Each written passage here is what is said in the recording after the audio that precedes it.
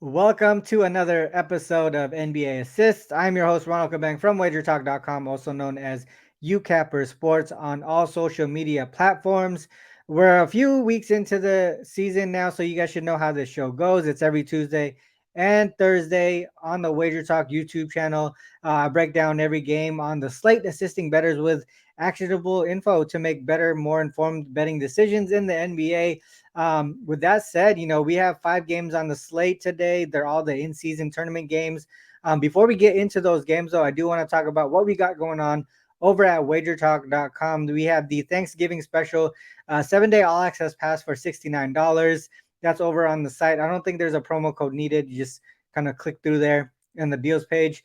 Also, we have the exclusive on the NBA Assist show, Assist 50 to get 50% off, or off a 3 or 7 day all access pass, and that's only for me. So you have to use the link right there. You see it scrolling on the bottom. WT.buzz/RC. Use the promo code assist50 to get 50% off a 3 or 7 day all access pass. Right now, things are really going well. Hitting over close to 70% on all my plays between multiple sports in the NBA specifically. Hitting 60% on the season. 26-8-2 run right now within in the past week or so, maybe a week or two in the NBA. Also, college basketball starting off really well too, 7-1 to start the season. Today, I do have a 5% college basketball play, so head over to the site to check that one out.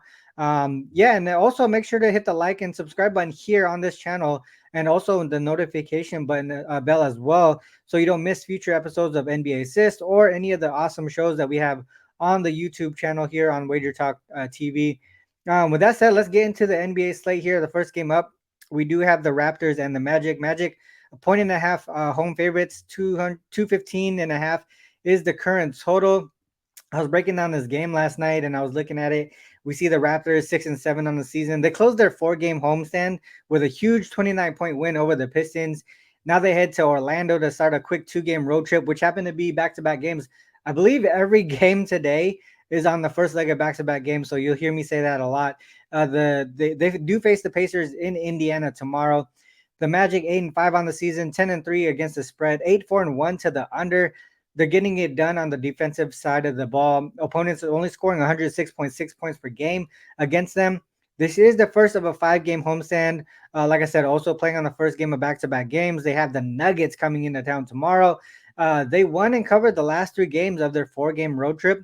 They did face the Bulls twice in a row, so they didn't have to travel there. So at least they get to save some travel fatigue on that side. I don't see anyone significant on the Raptors injury list right now. Fultz and Carter are still out for the Magic. Those guys, to me, are very important to this team. The other things to talk about here, the Raptors actually 2-0 against the spread this season on the first leg of back-to-back games. They did cover against the Bulls, 2.5 point road dogs. They beat the Bucks outright as 4 point home dogs. In both games, they did keep their opponent under their team total as well. On the Magic side, they have been great at home this season, 3-1 straight up. And against the spread, also 4-0 to the under.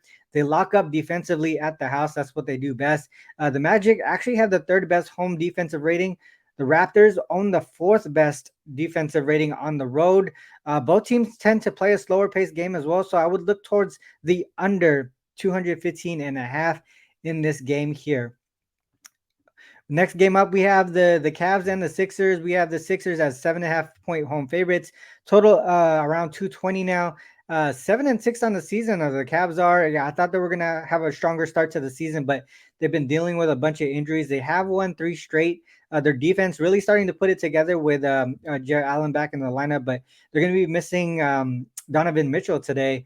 One thing that they have going for them, they do have some momentum going on their side. They just beat the Nuggets 12 points as 4.5 point home dogs. This is a one-off road game, and they come back home and they face the Heat tomorrow. The Sixers, on the other hand, 10-3, strong start to the season. Also 10-3 against the spread. They are coming off a 2 game road trip. They won and covered both of those games. This is a one-off home game. They do head out to face Minnesota tomorrow. Like I said, the Cleveland dealing with some injuries right now. Donovan Mitchell is out. Ty Jerome is out.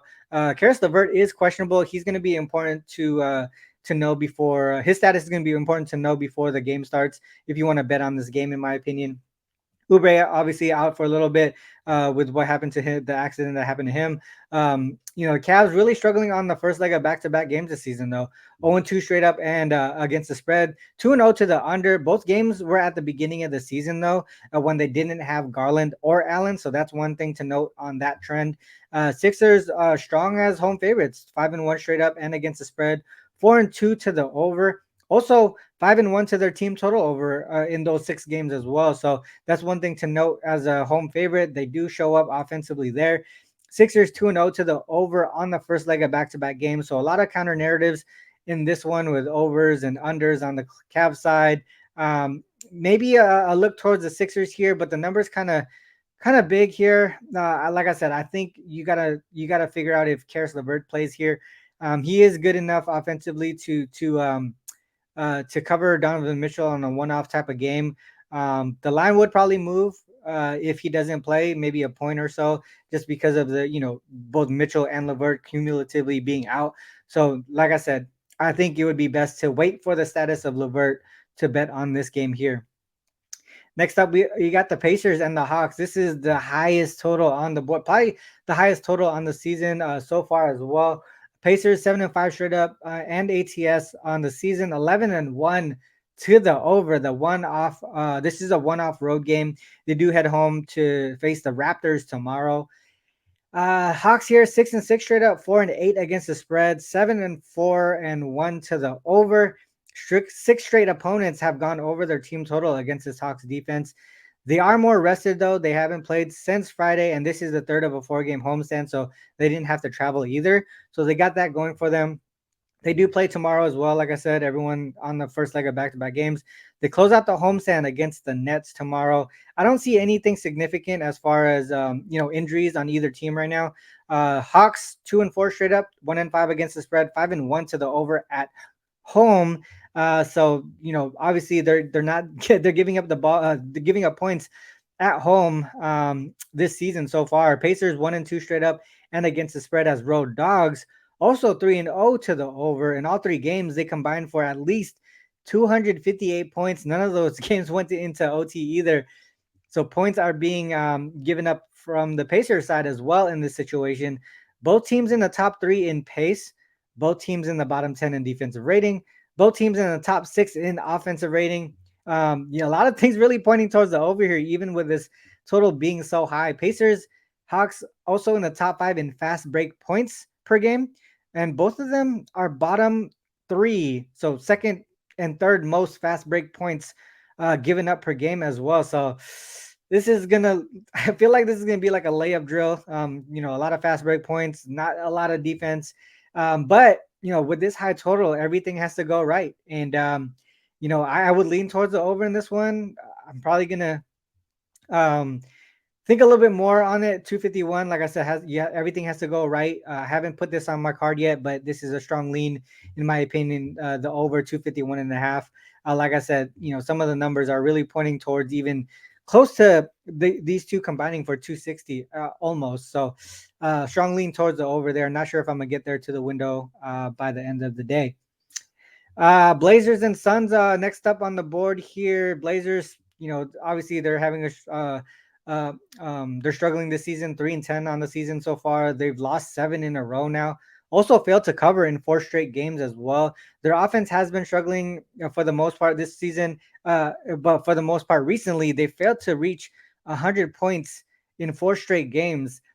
This is a one-off road game, and they do head back home to face the Jazz tomorrow. The Suns 7-6 on the season.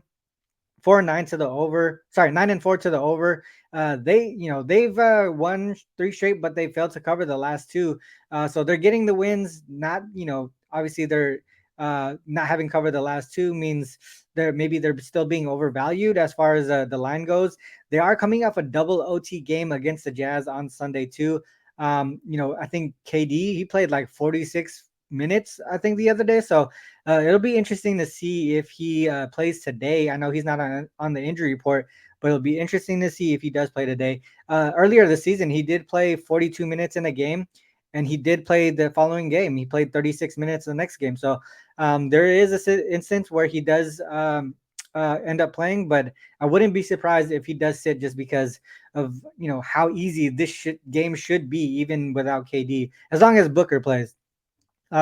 This is the first of a 2 game homestand. They do face the Warriors tomorrow, so this could be a huge look ahead spot. Like I said, KD maybe wanting to get some action against this Warriors team and be healthy for tomorrow. So, roster implications: Simons is out. Brogdon has been upgraded to questionable, so has a chance to play today. Watanabe, Beal, and Damian Lee are out for the Suns. Those are the official statuses for now. But like I said, I think with all the teams going playing first leg of back-to-back games, I think it'd be interesting to see who shows up late on these injury reports.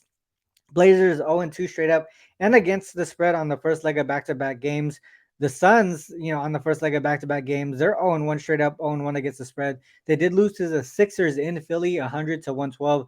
Obviously, the Blazers are nowhere near the level of the Sixers, so I don't think they should have that. They should have a problem winning this game. It's a matter of, are they going to be able to cover this huge spread? With the return of Brogdon, I think the way to look here is actually towards the Blazers side, and possibly towards their team total over, if anything. I think he had a lot of usage before he got injured and missed the last few games.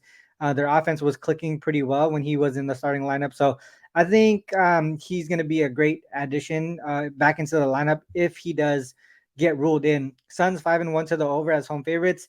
The Blazers 2-0 to the over as in road games following a home game. So with travel involved there. One more trend to mention: this is a league-wide trend. Home favorites coming off at least a double OT game, facing a team that's not coming off an OT game. 3-18 against the spread in the last 21 instances, and that dates back to 2018, and that points to the Blazers. So, a lot of ways to attack this game, I think. But for me, I think I want to wait for Brogdon. If anything, if I have a good idea that he's going to play, I think I want to take the Blazers in some way, and that would be the Blazers team total over. It would be the Blazers plus 13. It would also be a look towards the full game over. One of those ways I would probably attack this if Brogdon is announced. I just don't think the Suns are going to come out with their best effort after a double OT game and the Warriors on deck. We know how much these two teams, have issues with each other. So those are my looks for that game there for now. Last game on the board, the Jazz and the Lakers. Lakers 7.5-point favorites here at home. 237.5 is the total. Jazz struggling this season. I think similar to last season, their win-loss record didn't really match up with the against the spread record. 4-9 straight up, 7-6 against the spread to start the season. Also 10-3 to the over. They just lost 2 in a row and have covered in 4 straight. They're coming off the double OT game against the Sun on Sunday.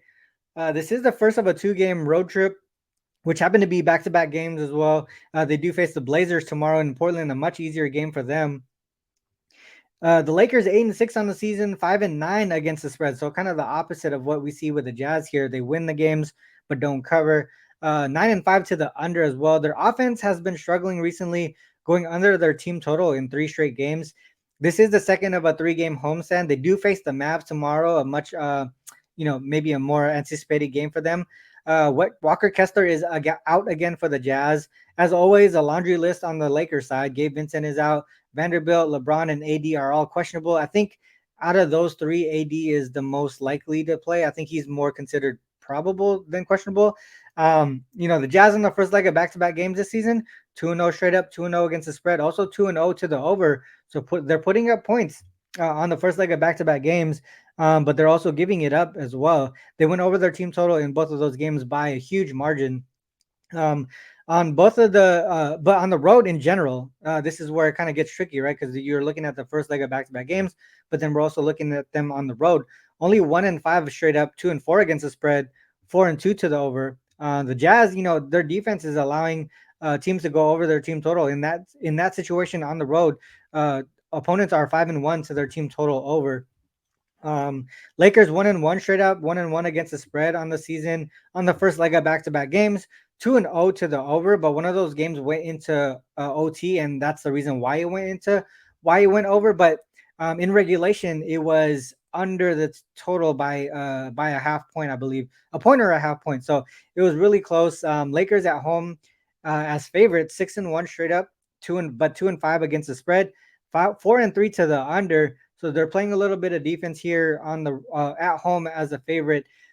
This one has a lot of counter narratives. Also, the status of the Lakers players always trips me out because you never know if they're going to play or not, whether they're probable or questionable. So I would probably wait for the status of these Lakers players to make any decision on this game here. But not too for me, not too much that I really liked on this board today. I only have one game so far that's for my clients in the NBA, and then I have that 5% play in college basketball as well. But that's the five games on the board today. Hopefully, you get some actionable info from what I broke down today. But that is the end of the show here, guys. But before I do go, I want to make sure you guys make sure what's going on over at WagerTalk.com. Again, the Thanksgiving special, $69 for a 7-day all access pass. I also have my assist 50, the assist NBA assist exclusive promo that gets you 50% off a 3 or 7 day all access pass. I don't believe that you could use the promo code with the Thanksgiving special. So you got to choose which one you want to take or use. Also, NBA season, man, everything's going really well right now. Hitting 60% of my NBA plays during the regular season. Also, right now, on a really good hot streak, 26-2 run in the NBA. Also, college basketball, 7-1 to start the college basketball season. Again, I do have a 5% play up and available over at WagerTalk.com. Everything that you hear me talk about is, tracked on WagerTalk, and also you could see what I do here on wt.buzz/RC. You can see a lot of my previous previous analysis and things like that. So it gives you an example of what I provide for my clients. And if you want to try it out, you got those promos that I just talked about. So make sure you guys head over to wagertalk.com. Also hit the like, subscribe, and the notification button as well, so you don't miss future episodes of the show here. Like I said, that's the end of the show. We broke down every game on the slate. The next episode will be on Thursday. So till then, good luck with all your action. Peace.